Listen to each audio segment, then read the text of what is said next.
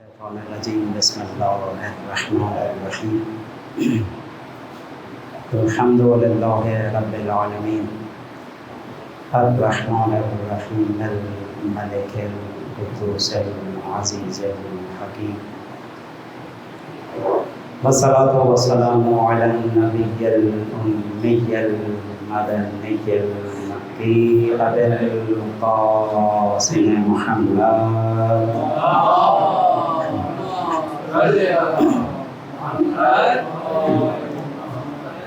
آلہ الطیبین الطاہرین المعصومین المظلومین ولعنۃ اللہ علی اعدائہم اجمعین من الآن الی قیام الدین اما بعد فقد قال اللہ تبارک و تعالی فی محکم کتابہ المجید والقرآن الحمید وقوله الحق وهو أصدق الصادقین. بسم اللہ الرحمن الرحیم. یسبح للہ ما فی السماوات وما فی الارض الملک القدوس العزیز الحکیم. صادق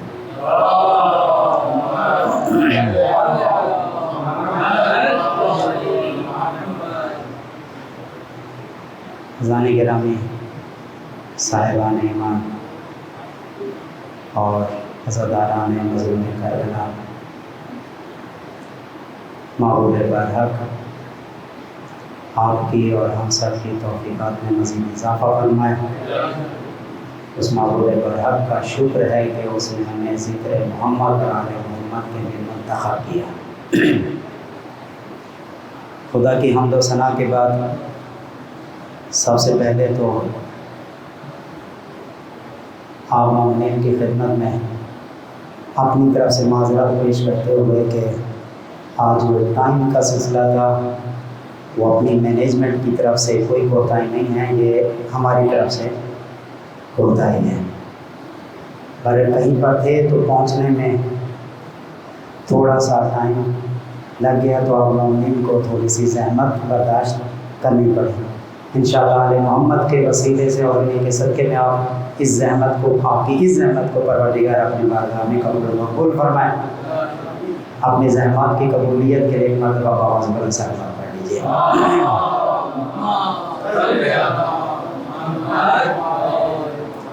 بہرحال بغیر کسی مزید تمہیدی گفتگو کے جس آیہ مبارکہ کو سرنامہ کلام کے طور پر آپ کی خدمت میں تلاوت کرنے کا شرف حاصل کیا، وہ مشہور و معروف سورہ مبارکہ جمعہ، اور الحمدللہ نماز جمعہ کی ادائیگی کرنے والے مومن تشریف فرما ہیں. پہلی آیت مبارکہ یسبح للہ ما فی السماوات وما فی الارض. ارض و سما کا پروردگار ارشاد فرما رہا ہے کہ جو کچھ سماوات میں ہے، جو کچھ زمین میں ہے، سب کے سب ہر لمحہ تسبیح پروردگار میں مصروف ہے. جو کچھ سماوات میں ہے اور جو کچھ زمین میں ہے، ہر چیز اس اللہ کی تسبیح میں مصروف ہے، جو اللہ ملک بھی ہے، قدوس بھی ہے، اور عزیز بھی ہے، اور حکیم بھی ہے. اندازہ کیجیے گا اس بات سے کہ نماز جمعہ کی ادائیگی کرنے کے لیے آپ کھڑے ہوئے ہیں کسی بھی امام بارگاہ میں، کسی بھی مسجد میں، اور نماز جمعہ کی پہلی آیت کی یہ جو سورہ جمعہ کی تلاوت کر رہے ہیں اس میں پیغام کیا ہے؟ یسبح للہ ما فی السماوات وما فی الارض. عجب، سب سے پہلی چیز جو مصروف یہاں سے محسوس ہوتی ہے، واضح طور پر نظر آتی ہے وہ یہ ہے کہ تم اپنے آپ کو بس اس چھوٹی سی محدود جگہ تک مخصوص نہ سمجھو، اپنے آپ کو بس اپنے گھروں اور اپنی دنیا اور اپنے شہروں تک محدود نہ سمجھو۔ نماز کے اندر کھڑے ہو کر آپ کی توجہ کو مبذول کرایا جا رہا ہے سماوات کی طرف اور پوری زمین کی طرف۔ ما فی السماوات، ایک چھوٹی سی جگہ پہ کھڑے ہو کے جب تلاوت کرو تو تمہارا وجود اتنا وسیع تر ہو جائے کہ تمام زمین کو اور تمام سماوات کی مخلوقات تک تمہاری نگاہ پہنچ جائے۔ یعنی معرفت کا معیار کس مقام تک بلند کر دیا، کہاں تک پہنچ جاؤ؟ اپنی روح و فکر کو، اپنی عقل و فکر کی نگاہوں کو ذرا بلند کرو، سماوات پر نگاہ ڈالو اور زمین پر نگاہ ڈالو، بس اپنے شہروں تک محدود نہ رہو، اور جہاں جہاں تک نگاہ دوڑاؤ گے ہر چیز اپنے پروردگار کی تسبیح میں مصروف نظر آئے گی۔ یسبح للہ ما فی السماوات و ما فی الارض۔ اچھا، ایک اور مقام کے اوپر سورہ مبارکہ ہے بنی اسرائیل کے اندر ارشاد ہوا تسبح لہ السماوات السبع والارض، کہا جتنے سماوات ہیں جو کہ سات ہیں، سماوات السبع، سات آسمان اور زمین۔ آپ میرا ساتھ دے رہے ہیں انشاءاللہ، پریشان تو نہیں ہو رہے ہیں؟ ایک مرتبہ صلوات پڑھ لیجیے گا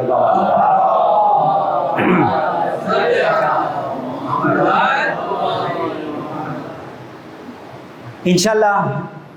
ان معروضات کے سننے کے بعد، ان کی سماعت کے بعد، اب جب آپ نماز جمعہ کی ادائیگی کریں گے تو انشاءاللہ اس کا لطف کچھ اور ہوگا۔ خدا کی بارگاہ میں التجا کرتے ہوئے کہ پروردگار ہمیں صحیح طریقے سے بیان کرنے کی اور آپ کو صحیح طرح سے سماعت کرنے کی توفیق عطا فرمائے۔ سورہ مبارکہ بنی اسرائیل کے اندر ارشاد فرمایا تسبح لہ السماوات السبع، پروردگار کے لیے، اس کے لیے تسبیح کر رہے ہیں ساتوں آسمان، والارض، اور زمین بھی اسی کی تسبیح کر رہے ہیں۔ یہاں اور پہلی آیت جو پڑھی سورہ جمعہ کی، اس میں فرق ذرا نوٹ کیجئے گا۔ وہاں کہا گیا یسبح للہ ما فی السماوات، جو چیز آسمانوں میں اور زمین میں ہے، جو چیز آسمانوں میں اور زمینوں میں ہے۔ یہاں کیا انداز ہے؟ یہاں پر یہ نہیں کہا جو آسمانوں میں اور زمینوں میں ہے وہ تسبیح کر رہی ہے، نہیں، یہاں پر کہا ساتوں کے ساتوں آسمان خود اور خود زمین بھی اللہ کی تسبیح کر رہی ہے۔ سماوات میں رہنے والے نہیں، ساتوں کے ساتوں آسمان، تسبح لہ السماوات السبع، ساتوں کے ساتوں آسمان، والارض، اور زمین بھی تسبیح کر رہی ہے اسی کے لیے۔ اور پھر آگے کہا وَإِن مِّن شَيْءٍ إِلَّا يُسَبِّحُ بِحَمْدِهِ، کوئی شے ایسی نہیں ہے جو اللہ کی حمد کے ساتھ تسبیح نہ کر رہی ہو۔ یہاں سوال، پروردگارہ ساتوں آسمان تو تسبیح کر رہے ہیں، زمین بھی کر رہی ہے، جو کچھ آسمانوں میں ہے، جو کچھ زمین میں ہے وہ سب تسبیح کر رہے ہیں، لیکن پھر آگے یہ دوبارہ کہنا وَإِن مِّن شَيْءٍ إِلَّا يُسَبِّحُ بِحَمْدِهِ، کوئی شے ایسی نہیں ہے جو اللہ کی تسبیح نہ کر رہی ہو حمد کے ساتھ۔ تو یہ جملہ کہنے کا یہاں پر کیا، اس کی وجہ کیا بن سکتی ہے؟ سوال پیدا ہوتا ہے نا، کہہ تو دیا پھر یہ کیا کہا؟ یہاں پر آپ اندازہ کیجئے گا کہ معبود برحق کو معلوم تھا کہ آنے والے دور میں بہت سارے ذہین ترین اور عقل مند انسان آئیں گے۔ ہو سکتا ہے کسی کے ذہن میں یہ سوال پیدا ہو جائے یہ ساتوں آسمان اور ساتوں زمین تو ہیں، بس کیا اس کے علاوہ بھی کچھ ہے یا نہیں ہے؟ یہ سارے معاملات تو دنیا کی حد تک ہیں، کیا آخرت کا بھی کوئی معاملہ اور ماجرا ہے کہ نہیں ہے؟ یہ ساتوں آسمان اور زمینیں تو یہاں پر ہیں، یہ جنت بھی ہے، یہ جہنم بھی ہے، اور وہاں کی مخلوقات بھی ہیں، تو آیا ان کے حوالے سے پھر کیا ہوگا؟ تو اسی لیے یہ جملہ ارشاد فرما دیا وَإِن مِّن شَيْءٍ إِلَّا يُسَبِّحُ بِحَمْدِهِ، ساتوں آسمان بھی، زمین بھی، جو ان کے اندر ہیں، جو ان کے اوپر ہیں، ان کے علاوہ ہیں، دنیا میں ہیں، آخرت میں ہیں، جنت میں ہیں، جہنم، جہاں جہاں تک سوچ سکتے ہو، جہاں تک کسی شے کا تصور تمہارے ذہن میں آ سکتا ہے، ہر شے کے بارے میں سوچتے جاؤ، کوئی شے ایسی نہیں ہے جو اپنے معبود برحق کی تسبیح میں مصروف نہ ہو۔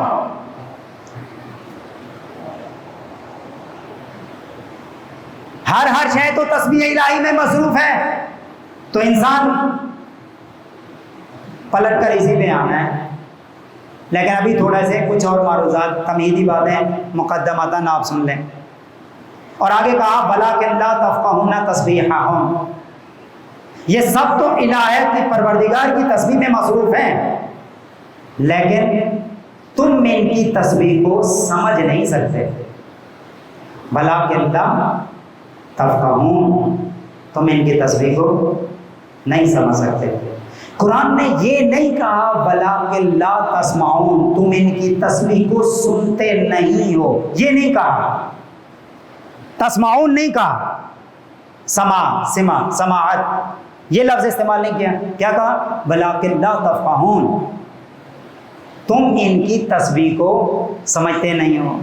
اب اپنے بچوں کے لیے وضاحت کے لیے بیان کر رہا ہوں، آپ زمین کو دیکھیں تسبیح الہی، آپ دیواروں کو دیکھیں تسبیح الہی، آپ پتھروں کو دیکھیں تسبیح الہی، آپ سمندروں کو دیکھیں تسبیح الہی، آپ پہاڑوں کو دیکھیں تسبیح الہی، نہیں آپ زمین سے باہر چلے جائیے، آپ شمس و قمر پہ نگاہ دوڑائیں تسبیح الہی، آپ ستاروں سیاروں تک پہنچ جائیے تسبیح الہی میں مصروف ہے ہر چیز۔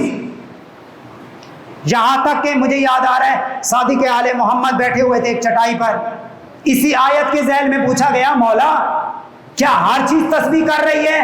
امام نے کہا ہاں ہر چیز تسبیح، یہاں تک کہ میرے نیچے بچھی ہوئی یہ جو چٹائی ہے یہ بھی اپنے اللہ کی تسبیح میں مصروف ہے۔ اور قرآن کیا کہہ رہا ہے وَلَٰكِن لَّا تَفْقَهُونَ، تم ان کی تسبیح کو نہیں سمجھ سکتے۔ عجب ہے، عجب یہ ہے، اور کیوں عجب ہے وہ وجہ بتا رہا ہوں۔ تعجب اس بات پر ہے کائنات کی جتنی مخلوقات ہیں، اب آپ نے میرے ساتھ دینا ہے، ذرا یہ بتائیے یہ کائنات کی ساری مخلوقات افضل ہیں یا انسان افضل ہے؟ آپ نے جواب دینا تھوڑا سا میرے ساتھ تاکہ مجھے بھی پتہ چلے کہ ہاں کچھ سنا جا رہا ہے۔ جی کون افضل ہے؟ کہا انسان افضل ہے۔ کائنات کی ساری مخلوقات اشرف المخلوقات ہیں یا انسان اشرف المخلوقات ہے؟ اچھا کائنات کی باقی مخلوقات عقل مند اور جینیس ہیں یا انسان؟ انسان اشرف المخلوقات بھی، انسان زیادہ عقل مند بھی، ہاں انسان زیادہ فضیلت بھی رکھنے والا افضل بھی۔ عجب یہ ہے قرآن کہہ رہا ہے کائنات کی ہر چیز پروردگار کی تسبیح کر رہی ہے، لیکن یہ انسان افضل ہونے کے باوجود، اشرف المخلوقات ہونے کے باوجود بھی ان کی تسبیح کو نہیں سمجھتا۔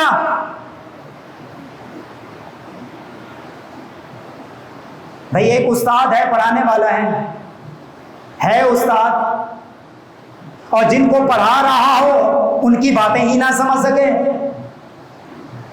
عجب نہیں ہو گیا؟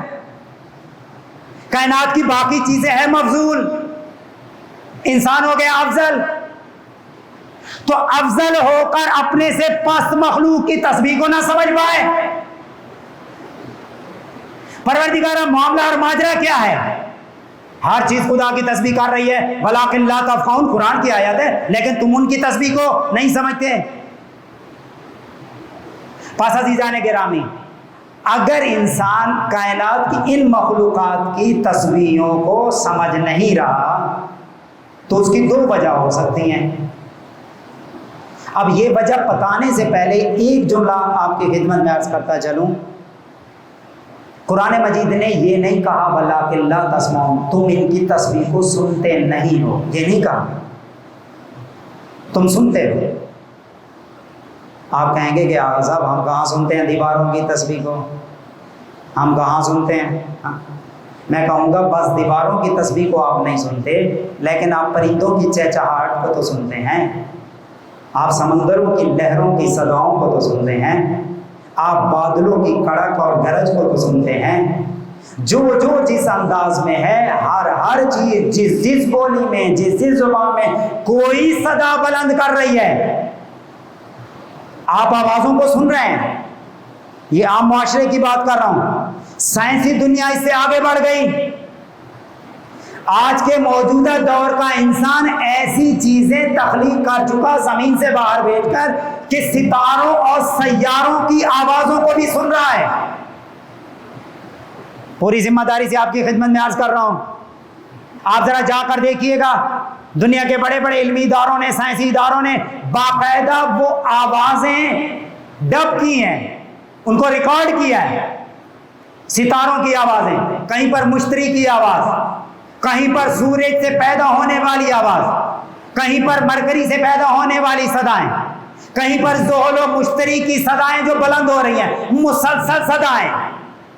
اور یہ تو بڑی بڑی مخلوقات ہیں نا، چھوٹی چھوٹی نہ نظر آنے والی مخلوقات، ایٹم کے اندر لوگ گھس گئے، وہاں پر بھی ذرات کے حرکت کرنے سے کچھ آوازیں ہیں جو بلند ہو رہی ہیں۔ آوازیں تو سن رہے ہیں لیکن سمجھ نہیں رہے کہ کہہ کیا رہے ہیں۔ قرآن کا معجزہ 1400 سال پہلے، الفاظ پہ ذرا نزاکت پہ غور کیجئے گا۔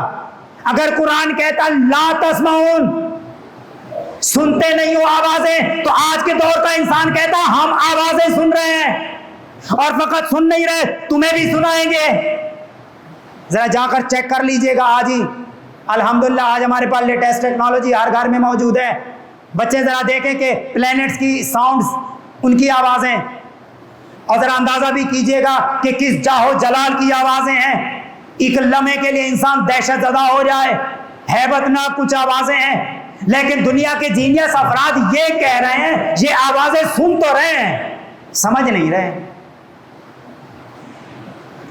عقل مند ہو کر نہیں سمجھ رہے۔ جن کے پاس عقل نہیں ہے ان کی صداؤں کو نہیں سمجھ رہے۔ تو دو وجوہات ہو سکتی ہیں کیوں نہیں سمجھ پا رہے ہیں۔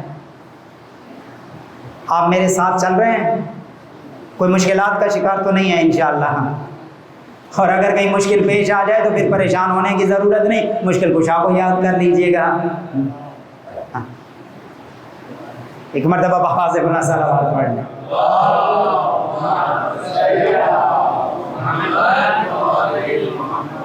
خصوصی طور پر ہمارے بچے نوجوان، اب ذرا اس انداز میں ذرا دیکھیں، اس مرتبہ ہمارا جو موضوع گفتگو ہے وہ اسیران آل محمد کا پیغام ہے جو آپ تک پہنچانا ہے، پیغام اسیران آل محمد کا، اور میں سماوات کی باتیں کر رہا ہوں۔ کہیں آغا صاحب بھول تو نہیں گئے، کہیں ادھر ادھر بھٹک تو نہیں گئے اپنے راستے سے۔ اس منبر کی نزاکتوں کو جان کر آپ کی خدمت میں عرض کرنے کی کوشش کر رہا ہوں، انشاءاللہ تھوڑا سا میرا ساتھ دیجیے گا۔ اچھا، انسان ہو کر سمجھ نہ پائے، دو وجوہات ہو سکتی ہیں، یا تو ان مخلوقات کی طرح یہ انسان تسبیح نہیں کر رہا، اس وجہ سے ان تسبیح کرنے والوں کی صداؤں کو سمجھ نہیں پا رہا۔ تھوڑا مشکل جملہ ہو گیا، آسان کر دیتے ہیں۔ دیکھیے، ریاضی کی باتیں کون سمجھے گا؟ جو ریاضی کا ماہر ہوگا.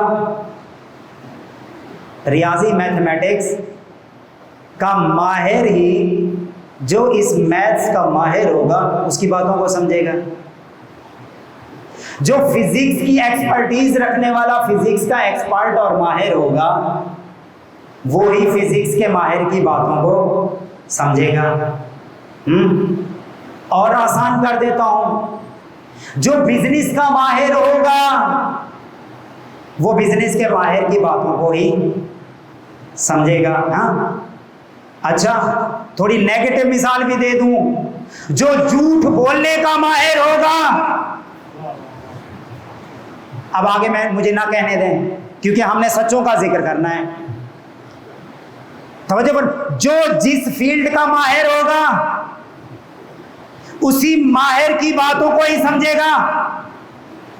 اب آپ کی خدمت میں یہ جملہ عرض کر رہا ہوں، ارض و سما کی تمام مخلوقات خدا کی تسبیح کر رہے ہیں، پس جو تسبیح کرنے والا ہوگا وہی ان کی تسبیح کی صداؤں کو سمجھے گا.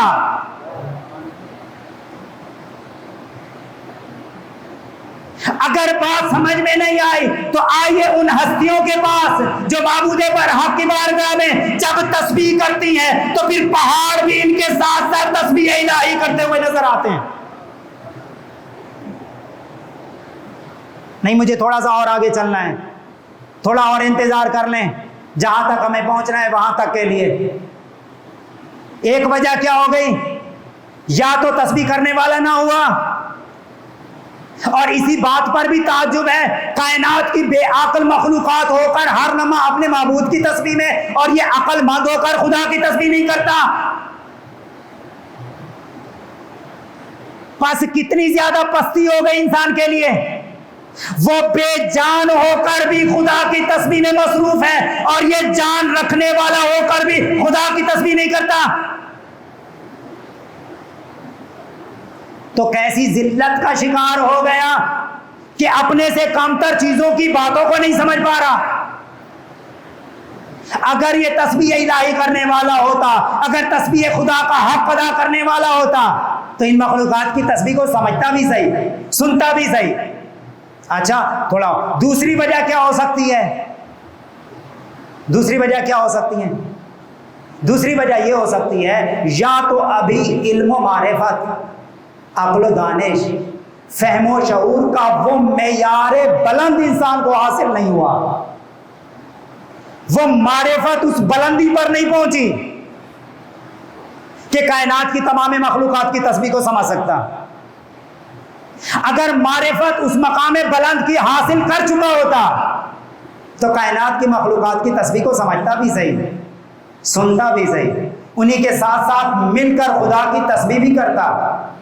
ہاں، بس اب جہاں تک میں پہنچانا چاہ رہا تھا وہیں تک پہنچ گئے. اب ایک جملہ کہہ رہا ہوں آپ کی خدمت میں اور اسی سے متصل ہو جائیں گے، اور وہ جملہ یہ ہے، اگر کوئی شخص، کوئی ہستی، کوئی انسان خدا کی ویسے تسبیح کرتا جیسے وہ چاہتا ہے، خدا کی تسبیح کرنے کا حق ویسے ادا کرتا جیسے خدا چاہتا ہے، تو پھر کیا ہوتا؟ نہ فقط کائنات کی مخلوقات کی تسبیح کو سمجھتا، بلکہ یہ خود جب تسبیح کرتا تو کائنات کی مخلوقات اپنی تسبیح چھوڑ کر اس کی تسبیح میں اس کے ساتھ شامل ہو جاتی. یہ اشارے میں کہہ دیا. اگر بات واضح نہیں ہوئی تو آئیے خدا کے نمائندوں کو دیکھیں، دو ہستیوں کا سامنا کریں. دو ہستیاں کون سی؟ ایک حضرت داؤد نظر آتے ہیں، قرآن مجید کی آیت ہے، وَسَخَّرْنَا مَعَ دَاوُودَ الْجِبَالَ يُسَبِّحْنَ وَالطَّيْرَ، ہم نے داؤد کے ساتھ پہاڑوں کو مسخر کر دیا. کس لیے مسخر کر دیا؟ یسبحنا، کہ داؤد جب جب تسبیح کرے داؤد کے ساتھ تسبیح کرنی ہے. خدا کا نمائندہ تسبیح ویسے کر رہا ہے جیسے اس کا حق، جو تسبیح کرنے کا حق ہے وہ ادا کر رہا ہے. تو ساتھ ساتھ پہاڑ موجود ہیں، لیکن تسبیح کیسے کر رہے ہیں؟ حضرت داؤد کی طرح یسبحنا. اور فقط پہاڑ نہیں، والطیر، پرندوں کو بھی. ہم نے مسخر کر دیا داؤد کے ساتھ کہ جیسے جیسے ہمارا عبد داؤد تسبیح کرتا جائے ویسے ویسے انہی کے ساتھ تسبیح کرو. قرآن کی آیت ہے. اچھا اگر ابھی بھی بات واضح نہیں ہوئی کہ قبلہ یہ تو ہزاروں سال پہلے باتیں ہیں، تو آئیے ایک حجت خدا نظر آئے گی جو ہے تو اسیران آل محمد میں سے، لیکن لوگوں کو آج تک اس کی تسبیحیں یاد ہیں. ہاں ہے تو وہ جو اسیر کربلا نظر آتا ہے، لیکن سرزمین کربلا گواہی دے گی اس کی تسبیحوں کی. آئیے سید سجاد پر ان کے سجدوں کو دیکھیں اور سجدوں میں تسبیحوں کو دیکھیں اور دیکھیں کس انداز میں مخلوقات اپنی تسبیحیں چھوڑ کر سید سجاد کے ساتھ تسبیحوں میں مصروف. صحیفہ سجادیہ کے اندر امام کی ایک تسبیح بہت مشہور ترین تسبیح اعظم، راوی کہتا ہے سعید ابن مسیب کہتا ہے کہ ہم امام سجاد علیہ الصلوۃ والسلام کے ساتھ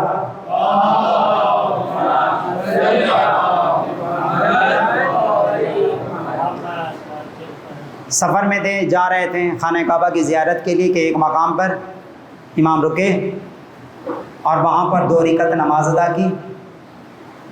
2 رکعت نماز ادا کرنے کے بعد امام نے سر سجدے میں رکھا اور سر سجدے میں رکھنے کے بعد امام نے ایک تسبیح کی تلاوت کرنی شروع کی. صحیفہ سجادیہ میں یہ تسبیح موجود ہے اور اردو میں ترجمہ بھی اس کا موجود ہے. کہا کہ ہم نے دیکھا، جتنے افراد ہمارے ساتھ تھے، ہم نے دیکھا ادھر امام نے تسبیح کی تلاوت شروع کی، ادھر ہمارے ارد گرد کوئی پتھر ایسا نہیں تھا، کوئی حجر و شجر ایسا نہیں تھا جو امام کے ساتھ ساتھ تسبیح کی صدا بلند نہ کر رہا ہو. ادھر امام نے تسبیح شروع کی اور ادھر حجر و شجر جو ارد گرد ہیں. اچھا ذرا یہیں رک کر مجھے بتائیے، انسان ہے، اگر ابھی ہمارے سامنے ہی دیواروں سے آوازیں بلند ہونا شروع ہو جائیں، یہ منبر اور یہ میز ادھر سے صدائیں بلند ہونا شروع ہو جائیں، آوازیں آنا شروع ہو جائیں، تو کیا کیفیت ہوگی؟ آپ کا تو نہیں معلوم، لیکن مولوی صاحب سب سے آگے بھاگتے ہوئے دکھائی دیں گے. آپ تو علی کے چاہنے والے ہیں نا، نعرہ حیدری لگائیں گے انشاءاللہ، شاید پھر قدموں میں ثبات آ جائے. تو وہاں پر بھی یہی ہوا، ادھر امام نے جیسے ہی تسبیح اور ارد گرد پتھروں سے صدائیں، جو جڑی بوٹیاں ہیں، شجر ہیں، وہاں سے صدائیں. کہاں ہم بھی خوف زدہ ہو گئے، دہشت زدہ ہو گئے، لیکن امام مسلسل مصروف. کہا میں نے تھوڑی سی جرأت کی، امام کے قریب آیا اور ساتھ میں بیٹھ گیا. اب جیسے ہی امام نے تسبیح ختم کی، سر اٹھایا، تو میں نے کہا اے فرزند رسول، اے مولا و آقا، یہ کون سی تسبیح ہے جس کی آپ تلاوت کر رہے ہیں؟ تو اب امام کا جواب، امام فرماتے ہیں یہ وہ تسبیح ہے کہ جب اللہ نے جناب جبرائیل کو خلق کیا تھا تو جبرائیل کو جو سب سے پہلے تسبیح سکھائی تھی وہ یہی تسبیح تھی.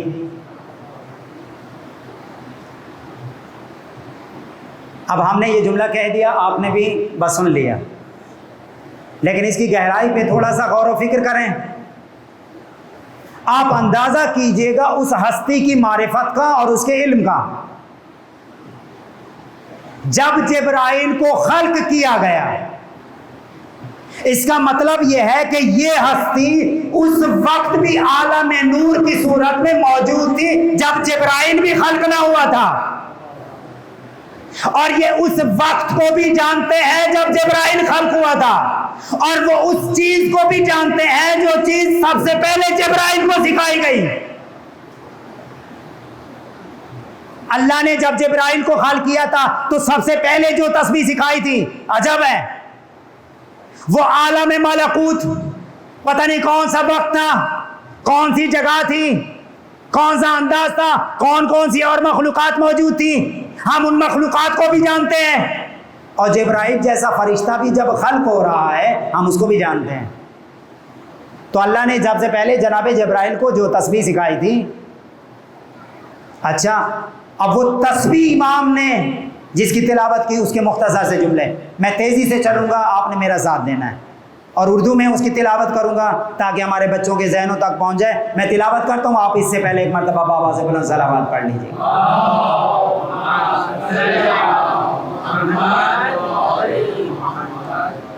امام فرماتے ہیں پروردگارہ پاک و منزہ ہے تیری وہ ذات، سبحانکا سبحانکا سبحانکا. ہر جگہ پر انداز ہی پاک و منزہ ہے تیری وہ ذات جو سنتی ہے صدا سمندروں کی گہرائیوں میں سانس لیتی ہوئی مچھلیوں کی. سمندروں کی گہرائیوں میں سانس لیتی ہوئی مچھلیوں کی سانس لینے کی صدا کو سنتی ہے تیری وہ ذات جو پاک و منزہ ہے. نہیں، سلسلہ اور آگے بڑھے گا. پاک و منزہ ہے تیری وہ ذات جو جانتی ہے وزن تمام زمینوں کا. میں نے زمینوں کہا، زمین نہیں کہا. ارضون کا لفظ ہے، سبحانکا تعلم وزن الاراضین. پاک و منزہ ہے تیری وہ ذات جو جانتی ہے وزن تمام زمینوں کا.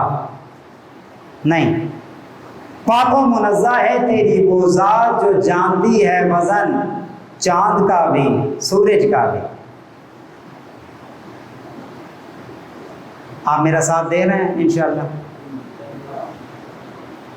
موجودہ دنیا میں انسانوں نے بڑی کوشش کی ہے کسی حد تک وزن کے حوالے سے.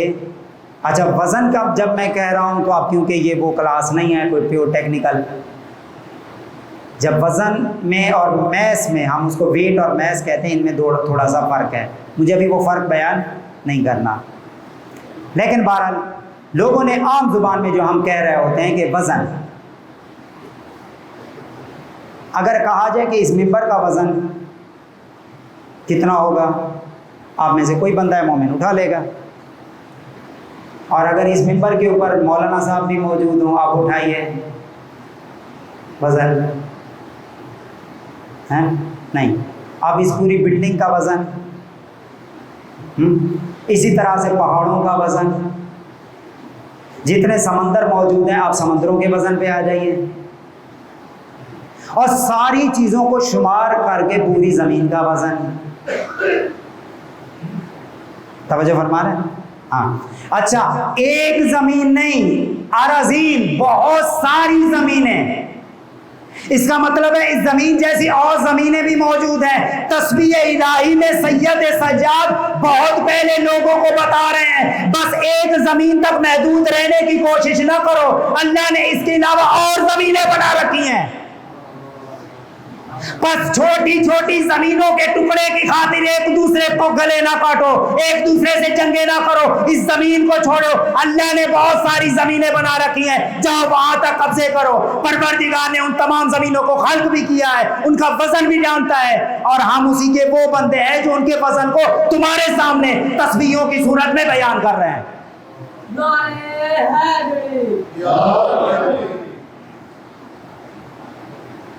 دنیا نے کیلکولیٹ کیا 10 کے آگے یعنی 1 کے آگے آپ 24 زیرو لگا دیں اور پھر kilo gram, 10 power 24 kilo gram, exponent جس کو بچے بولتے ہیں، تقریباً اتنی حد تک پہنچے. چاند تک اس کا وزن کسی حد تک کیلکولیٹ کیا، 1 کے آگے 22 زیرو لگا دیں یعنی 10 پاور 22. جب سورج تک پہنچے تو 1 کے آگے 31 زیرو لگا دیں اور اسے پڑھیں ذرا.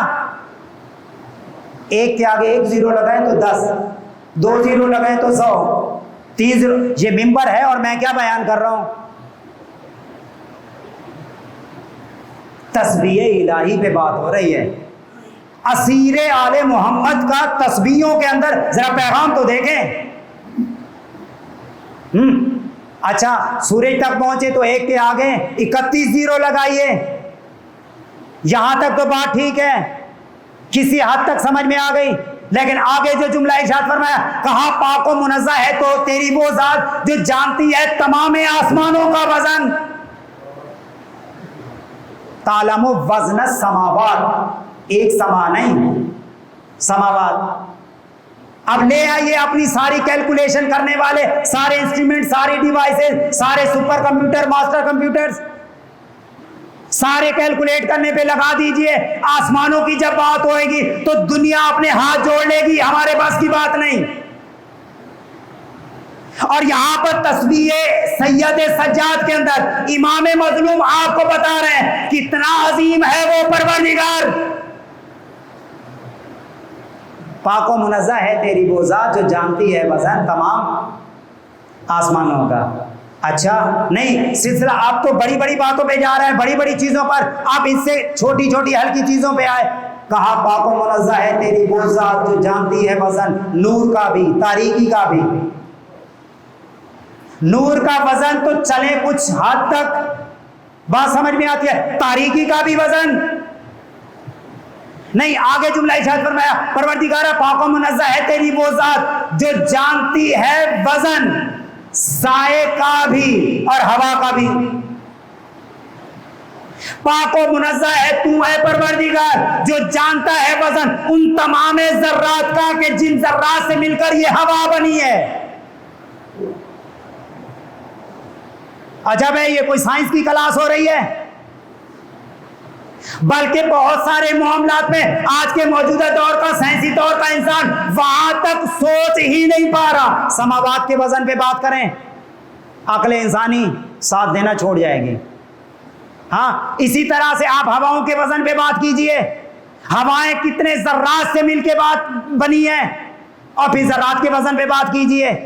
نہیں، یہ باتیں بھی کسی حد تک سمجھ میں آئے گی. یہ روشنی کے وزن کی بات کریں، نہیں، روشنی کے وزن کو بھی چھوڑیے، تاریکی کا بھی وزن اور پھر سائے کا بھی وزن. کہاں پر سکھایا جا رہا ہے؟ یسبح للہ ما فی السماوات و ما فی الارض. اب آئیے سورہ جمعہ کی پہلی آیت کی تلاوت کریں جو ہم نے سرنامہ کلام میں بھی آپ کے سامنے دیا. ہر چیز خدا کی تسبیح کر رہی ہے، اور سید سجاد معبود برحق کی تسبیح و تحلیل کرتے ہوئے کہہ رہے ہیں پاک و منزہ ہے تم پروردگار جو ان کا بھی وزن جانتا ہے، ان کا بھی وزن جانتا ہے، ان کا بھی وزن. اب یہیں پر رک کر ایک لطیف نقطہ آپ کی خدمت میں عرض کرتا چلوں، بہت عجیب ہے. مجھے ذرا یہ بتائیے کہ آپ سبحان اللہ کب کہتے ہیں؟ عام طور پر آپ گئے پہاڑوں پر، بڑے حسین مناظر دیکھے، پہاڑوں کا جاہ و جلال دیکھا، عظمت الہی کا مشاہدہ کیا، ایسا حسین منظر دیکھا تو دل سے صدا بلند ہوئی سبحان اللہ. آپ سمندروں کے کنارے پہنچے، اتنے عظیم ترین سمندروں کو دیکھا، اس میں پیدا ہوتی ہوئی لہروں کو دیکھا، سمندروں کے عجائبات تک نگاہ پہنچی تو دل سے صدا بلند ہوئی، عقل و فکر نے ساتھ دیا سبحان اللہ. تو آپ جب خدا کی حسین و جمیل مخلوقات کو دیکھیں گے، آپ نے میرا ساتھ دینا ہے یہاں پر جو میں پیغام پہنچانا چاہ رہا ہوں. آپ جب دیکھیں گے تب کہیں گے سبحان اللہ. پہاڑوں کو دیکھیں گے کہیں گے سبحان اللہ، سمندروں پہ نگاہ پڑے گی سبحان اللہ، آسمانوں پہ نگاہ پڑے گی سبحان اللہ، ان کو دیکھیں گے سبحان اللہ. اب آئیے ذرا سید سجاد کو دیکھیں، سجدوں کے اندر کہہ رہے ہیں سبحان اللہ. اس کا مطلب ہے سمندروں کی گہرائیوں پر بھی نگاہ تو کہا سبحان اللہ، تیرتی ہوئی مچھلیوں پر بھی نگاہ تو کہا سبحان اللہ. نہیں، زمینوں پر نگاہ، زمینوں کے وزن پر نگاہ تو کہا سبحان اللہ. سورج پر نگاہ، سورج کے وزن پر نگاہ کہا سبحان اللہ. چاند پر نگاہ، چاند کے وزن پر نگاہ کہا سبحان اللہ. سماوات پر نگاہ، سماوات کے وزن پر نگاہ کہا سبحان اللہ. نہیں، روشنیوں کو دیکھا، ان کے وزن پر نگاہ سبحان اللہ. نہیں، تاریکیوں کو دیکھا، تاریکیوں کے وزن پر نگاہ، کہا سبحان اللہ، سایوں کو دیکھا، سایوں کے وزن پر نگاہ، کہا سبحان اللہ، ہواؤں کو دیکھا، ہواؤں کے ذرات کو دیکھا، ان کے وزن پر نگاہ، اور جیسے نگاہ پڑی تو صدائے زبان کے ساتھ ساتھ دل سے بھی صدا بلند ہوئی، سبحان اللہ سبحان اللہ سبحان اللہ، مل کر بآواز بلند صلوات۔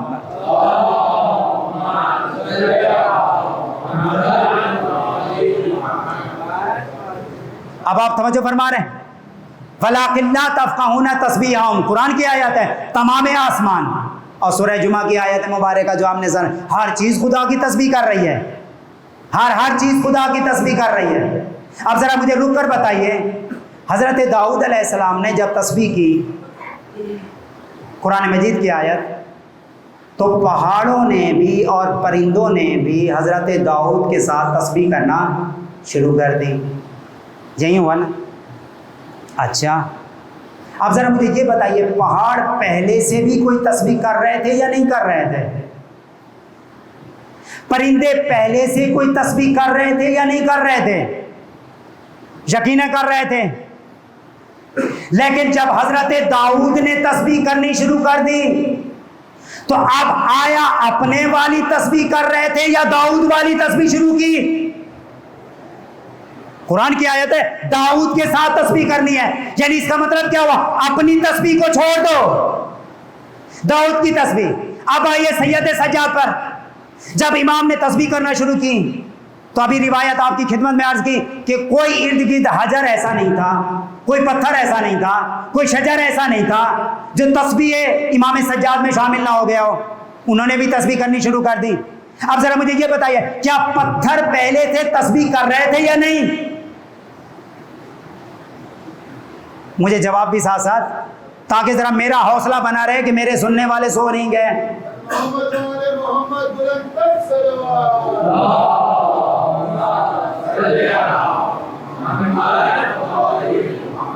ہاں، ذرا اس انداز میں بھی کبھی سن لیا کریں، اور اب جا کر آپ نماز جمعہ کے اندر سورہ جمعہ کی جب تلاوت کریں گے تو آپ ان مفاہیم کو ذہن میں رکھیے گا۔ ابھی ہر پتھر اور شجر پہلے سے تسبیح کر رہا ہے یا نہیں؟ کہا کر رہا ہے، لیکن جب سید سجاد نے تسبیح شروع کی تو اب کون سی تسبیح تھی؟ اب وہی تسبیح ہوگی جو امام سجاد تسبیح کر رہے ہیں۔ تو اس کا مطلب کیا ہوا؟ اپنی پہلے والی تسبیح چھوٹ گئی، اب وہ تسبیح ہوگی جو سید سجاد کر رہے ہیں۔ عجب ہے، اگر انسان تھوڑا سا غور و فکر کرتا ہے تو اس کا جواب سمجھ میں آتا ہے، اور قیامت تک کے لیے ہمارے بہت سارے اور مسائل بھی حل ہو جاتے ہیں۔ کائنات کی ہر مخلوق تسبیح الہی کر رہی ہے، انسان ہے اشرف المخلوقات، انسان ہے عقل و فکر رکھنے والا، انسان ہے خلیفۃ اللہ، اور خلیفۃ اللہ ہونے کے ساتھ ساتھ اگر حجت خدا بھی ہو، خدا نے اس کو اپنی طرف سے علم بھی عطا کیا ہو، اب جب حجت خدا تسبیح کرے گی تو اس کا معیار کتنا بلند ہوگا؟ حجت خدا کی تسبیح کتنے بلند مقام کی ہوگی؟ بھائی پتھر اپنے معیار کی تسبیح کر رہا تھا، لیکن جب حجت خدا کی تسبیح کو دیکھا تو حیرت زدہ ہو گیا، کہا میری تسبیح اب چھوڑ دو، اب ان کی تسبیح کرو جو اپنی معرفت کے حساب سے، خدا کی حجت ہونے کے اعتبار سے خدا کی تسبیح کر رہا ہے۔ اپنی تسبیح کو چھوڑو، اس بلند ترین تسبیح میں سید سجاد کے ساتھ شامل ہو جاؤ۔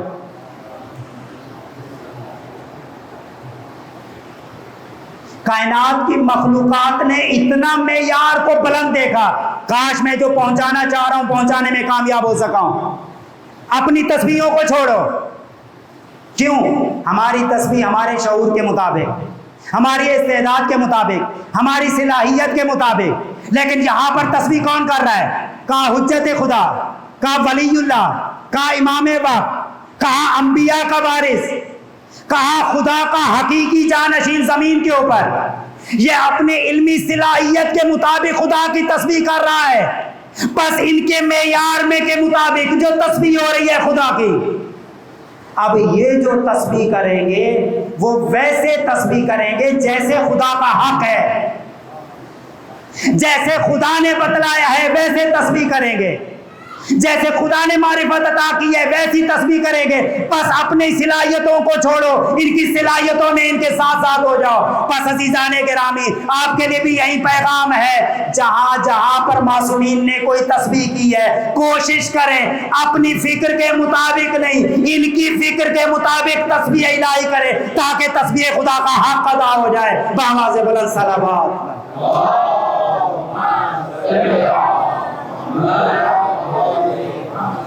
اور فقط اتنا نہ ہو, انہوں نے جہاں پر جیسے پڑھا ہے آپ کے جملے ویسے ہونے چاہیے. انہوں نے 1 مرتبہ پڑھا ہے تو آپ 1 مرتبہ پڑھیں. انہوں نے 3 مرتبہ کہا ہے تو پھر 3 مرتبہ پڑھیں. اگر انہوں نے 100 مرتبہ کا کہا ہے تو 100 مرتبہ پڑھنے کی کوشش کریں. کیوں؟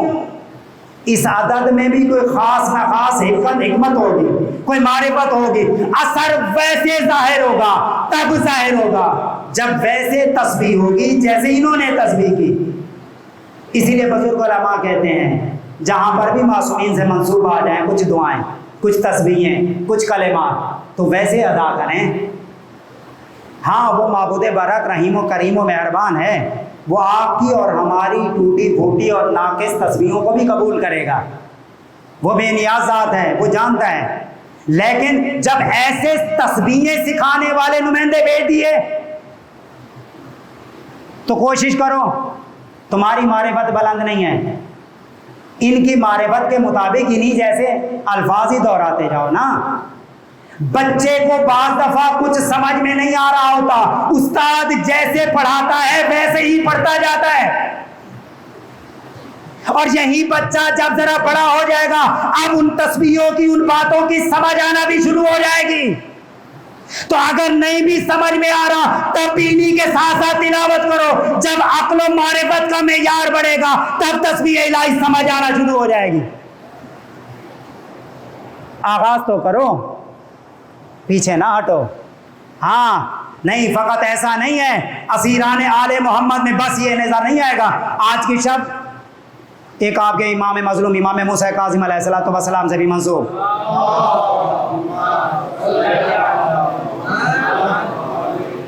اگرچہ میں اپنے وقت سے بہت زیادہ لے چکا, ہاں, اور آپ مومنین سے معذرت میں پہلے ہی معذرت کر چکا, تو انشاءاللہ اس معذرت کو آپ قبول فرمائیں گے. بس اختتامی مراحل کی طرف امام موسیٰ کاظم علیہ السلام کی تسبیحوں کو تو ذرا دیکھیں. ہیں قید خانے کے عالم میں, اسیری کا عالم ہے, کیسی کیسی تسبیحیں کی. عجب ہے, دنیا نے سننے کی کوشش کی کہ شاید ہمارے لیے بد دعا ہوگی, لیکن وہاں سنا تو کیا ہو رہا تھا, اے میرے معبود تیرا شکر ہے, تیرا شکر ادا کرتا ہے یہ موسیٰ کاظم کہ تو نے مجھے تنہائی کے وہ موقع فراہم کیے کہ میں جی بھر کر تیری عبادت کر سکوں اور عبادتوں میں تسبیح کر سکوں. عجب ہے, لوگ سمجھ رہے تھے قید میں ڈالیں گے تو پتہ نہیں کیا حالات ہو جائیں گے, لیکن یہاں پر صدائیں یہ بلند. اور عجب یہ ہے کہ اور خباثتوں کا مظاہرہ کیا جاتا ہے. کسی خاتون کو درہم و دینار دے کر بھیجا جاتا ہے کہ جاؤ امام موسیٰ کاظم علیہ السلام کے پاس, اور مقام عصمت کو داغدار کرنے کی کوشش کی جاتی ہے. واقعات آپ کے سنے ہوئے. اور ایک دن گزرنے کے بعد لوگوں کو بھیجا, کہا جا کر ذرا دیکھو تو صحیح کہ معاملہ اور ماجرا کیا ہے. تو لوگوں نے واپس آ کر یہ بتلایا جس خاتون کو ہم نے کسی اور مقصد کے لیے بھیجا تھا وہی خاتون ہے موسیٰ کاظم کی طرح سجدوں میں نظر آ رہی ہے. عجب ہے, انہوں نے عصمت کو داغدار کرنے کے لیے بھیجا تھا. مجھے یاد آ رہا ہے پروردگار نے اپنا ایک اور نمائندہ بھیجا تھا, یوسف. انہوں نے پتہ نہیں قید خانوں میں کس انداز میں تسبیح الہی کی کہ زلیخا جیسی بت پرست کو توحید پرست بنا دیا. اور یہاں پر بھی وارث یوسف ہے, وہی قید خانہ ہے, ایسے انداز میں سجدے کیے. گناہگار اور بدکار خاتون آئی تھی, خدا کی عبادت کرنے والا سجدہ گزار بنا دیا. بس ان کے پاس آؤ تو صحیح, تسبیحیں کرنے کا ڈھنگ ملے گا, تسبیح میں کیا کہنا ہے وہ انداز ملے گا. خدا کا حق تسبیح کیسے ادا ہوگا؟ وہ بیان کرنے کو ملے گا۔ اور عجب یہ ہے تم اشرف المخلوقات ہو کر بھی عام حالات میں تسبیح نہیں کرتے، لیکن ہمارے نمائندوں کو دیکھو حالت قید میں ہوتے ہیں تو تسبیح کرتے ہیں، جب ایک طرف دیکھتے ہیں تو کہیں پر علی اکبر کا لاشا نظر آتا ہے، پھر بھی سید سجاد تسبیح الہی میں مصروف نظر آتے ہیں۔ ہاں دوسری طرف دیکھتے ہیں تو قاسم کا پامال لاشا نظر آ رہا ہے، لیکن پھر بھی تسبیح الہی میں مصروف نظر آتے ہیں۔ کہیں پر دیکھتے ہیں تو اون و محمد کے لاشیں نظر آ رہے ہیں، لیکن پھر بھی تسبیح الہی میں مصروف نظر آتے ہیں۔ اور کہیں پر دیکھتے ہیں تو اپنا بابا حسین، نہیں فقط حسین نہیں، حسین کا پامال لاشا نظر آتا ہے، لیکن یہ پھر بھی تسبیح میں نظر آتے ہیں۔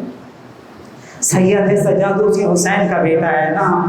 آپ کو معلوم ہے جب آپ کا مظلوم آقا وقت آخر رخصت ہو گیا تھا نا، اور ایک وہ وقت آیا تھا جب گھوڑے کی زین سے سرزمین کربلا کی طرف جھکا تھا آپ کا مولا، تو آپ سنتے ہیں بزرگ علماء بیان کرتے ہیں کہ حسین کئی لمحوں تک نہ گھوڑے کی زین پر تھے نہ سرزمین کربلا پر تھے۔ تو پھر آپ کے مولا آقا کہاں تھے؟ کہا جس میں اتنے تیر اور نیزے پیوست ہو چکے تھے کہ کئی لمحوں کے لیے حسین تیروں پر بلند، اور تھوڑی دیر گزرے گی حسین سرزمین کربلا پر اب سجدے کے عالم میں ہے، خنجر چلتا ہوا دکھائی دے رہا ہے، لیکن حسین تسبیح الہی میں مصروف۔ ہائے یہ سید سجاد اسی حسین کا بیٹا ہے، ارے گلے پہ خنجر چل رہا ہے، تسبیح و تحلیل ہے، اور تھوڑی دیر کے بعد یہی سر ہوگا، نوکے نیزہ پر بلند ہوگا، ارے بابا کے سر کو دیکھ رہا ہوگا، لیکن پھر بھی تسبیح الہی میں مصروف۔ نہیں مجھے اور بھی بیان کرنے کی اجازت دیجیے۔ ارے کہیں پر دیکھے گا، کہیں پر پھوپھیوں کی چادریں چھنتی ہوئی نظر آئیں گی، لیکن سید سجاد تسبیح میں مصروف نظر آئیں گے۔ کہیں پر دیکھیں گے ارے چھوٹی سی سکینہ ہوگی، کانوں سے لہو جاری ہوگا، لیکن یہ تسبیح الہی میں مصروف۔ نہیں کچھ دیر کے بعد خیموں میں آگ لگی ہوئی نظر آئے گی، ارے خیام جلتے ہوئے دکھائی دیں گے، لیکن یہ تسبیح الہی میں مصروف۔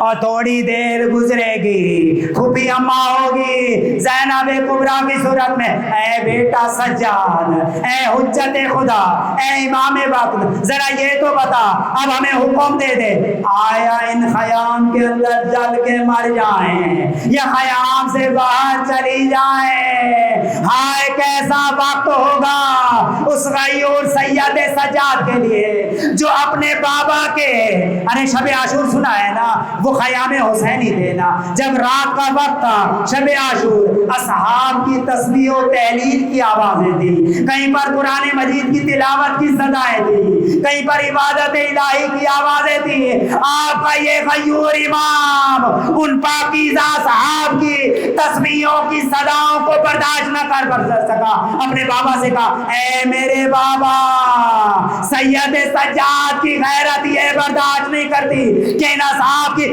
تسبیحوں کی آوازیں میری پھوپھیوں کے کانوں تک پہنچے، لیکن آئیے ہائے شام غریبا، ارے سروں پر چادریں نہیں، ارے خیام جل چکے، ارے پھوپھیاں اس حالت میں کوئی مکنا نہیں، کوئی چادر نہیں، نیزوں کے ذریعے سے سروں سے چادروں کو اتارا گیا، اور ایسے عالم میں پتہ نہیں کس طرح سے سید سجاد نے برداشت کیا ہوگا، اور پھر اجازت بھی دی ہوگی جلتے ہوئے خیام سے باہر چلے جائیں اور سرزمین کربلا سے خاک اٹھائیں، اپنے سروں پہ خاک کا پردہ۔